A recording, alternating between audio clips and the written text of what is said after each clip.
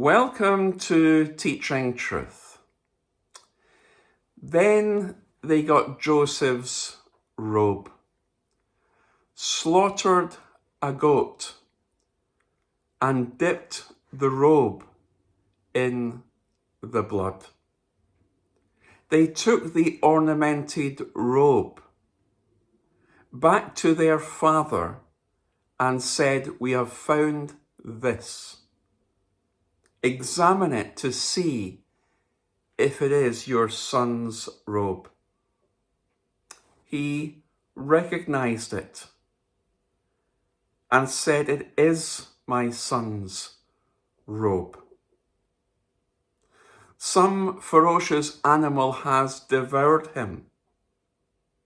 Joseph has surely been torn to pieces." Then Jacob tore his clothes, put on sackcloth, and mourned for his son many days.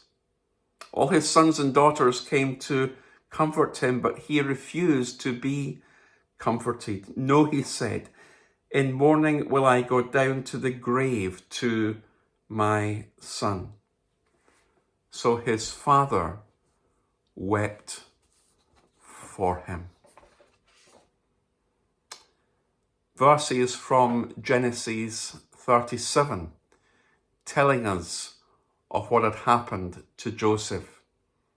His dreams now, it would appear, being shattered.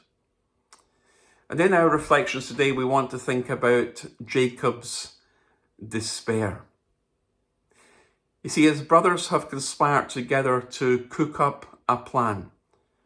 And this time they're out not just to kill and to get rid of Joseph, but even worse, to deceive their father.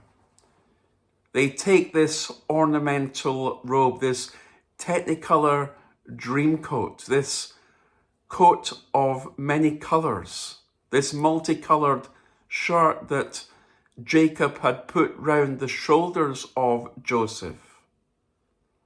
They take this coat, this shirt, and dip it in the blood of a goat and take it home to Jacob. Well, the subtext of this story is that one lie always leads to another. When you tell an untruth upon an untruth, it's not long before you have to cover the first by telling a second and then a third and then a fourth. The best policy is always to tell the truth, regardless of the personal cost. And even Joseph's brothers, well, we know that they had no love for Joseph. They had even less love for their father in these words. They bring him this blood-stained, multicolored shirt, this technicolor dream coat, and ask him to identify it. These men have no heart. They care for nothing but themselves and their own advancement in the family. Identify this, Jacob, as being the coat of many colors that you put round Joseph's shoulders. And it goes without saying that there are many people in the world today just like that. They care for nothing. They're out for themselves and they're out for their own advancement.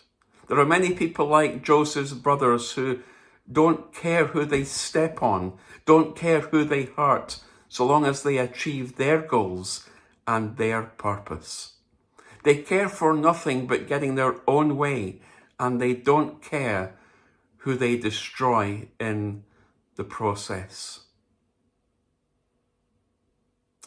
Well, of course, Jacob is distraught to hear of the apparent death of his son, his favorite son, Joseph. Jacob recognizes the coat of many colors. Jacob knows that this coat belongs to Joseph, and immediately and understandably assumes that his beloved son is dead, having been killed by wild animals. Jacob is heartbroken. Who wouldn't be? And falls into the depths of despair. He puts on his clothes of mourning, sackcloth. He refuses to be comforted by his family, vowing to grieve to the day he joins Joseph by dying himself. Not only have Joseph's dreams apparently been shattered, but the heart of Joseph's father, Jacob, has been shattered. His heart has been broken. And Joseph's brothers do not care at all. We read in verse 35 that these hard-hearted, evil brothers even reveal their hypocrisy by trying to comfort their father in his grief. Not a single one of them had the courage of their convictions to stand up and tell Jacob the truth. And yet Jacob, to his credit, lived every day with grief, whereas they lived every day with guilt. Jacob lived every day with grief, but they lived every day with guilt. And that knowledge of what they had done must have eaten away at them, must have gnawed away at them, until they faced Joseph with the truth many years later. And there is power in guilt. Guilt will eat away at you until the problem is plucked out and dealt with. If you're feeling guilty about something that you've done, something that you've messed up, someone that you've hurt, please go and sort it out with them. Don't leave their heart broken. Don't leave their dreams shattered.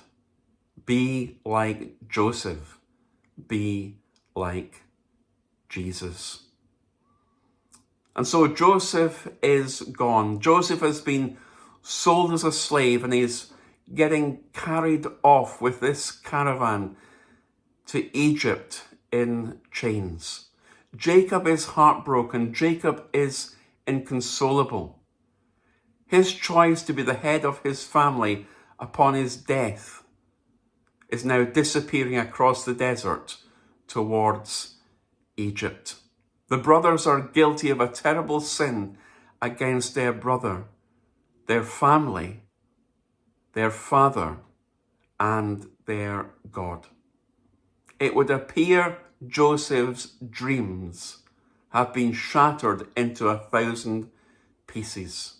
There is no more hope for Joseph.